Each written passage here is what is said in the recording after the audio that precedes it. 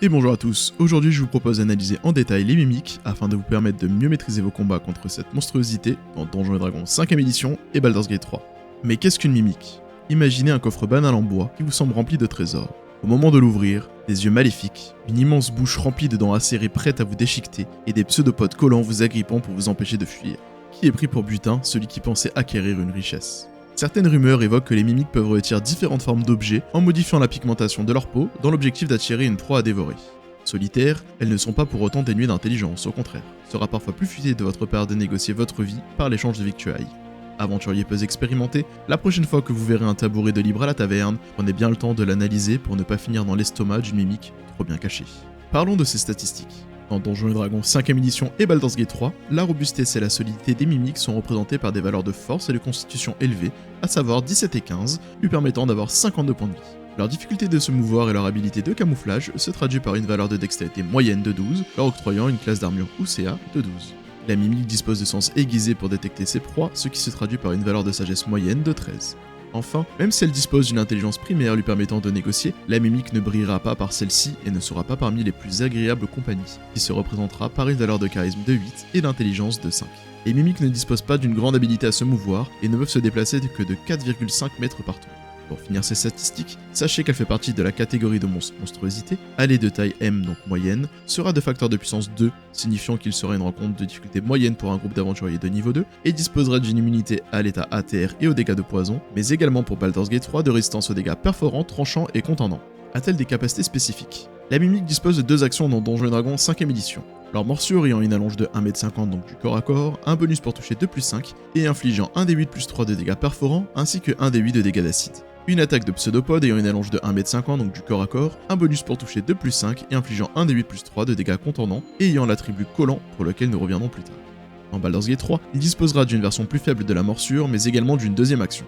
La morsure aura une allonge d'1m50 donc du corps à corps, un bonus pour toucher 2+5 et infligeant 1d8+3 de dégâts perforants.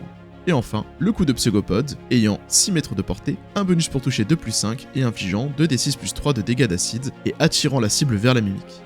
Dans Donjons & Dragons 5ème édition, la mimique dispose également d'autres capacités, à savoir, collant, la mimique adhère à tout ce qu'elle touche jusqu'à une taille très grande. Les cibles sont agrippées et doivent réussir un jet de sauvegarde DD13, donc de force ou de dextérité, mais avec des avantages. Ce sera uniquement utilisable sous forme d'objet.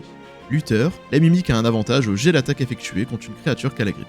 Métamorphe, permettant à la mimique de changer d'apparence. Et apparence trompeuse, uniquement sous forme d'objet, tant que la mimique reste immobile, elle ne peut être distinguée d'un objet ordinaire.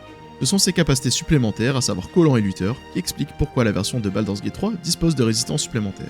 Quant à elle, les capacités de métamorphose et d'apparence trompeuse seront également utilisées dans Baldur's Gate 3. D'ailleurs, il vous faudra faire un jet de perception DD20 pour détecter que l'objet en question est une mimique.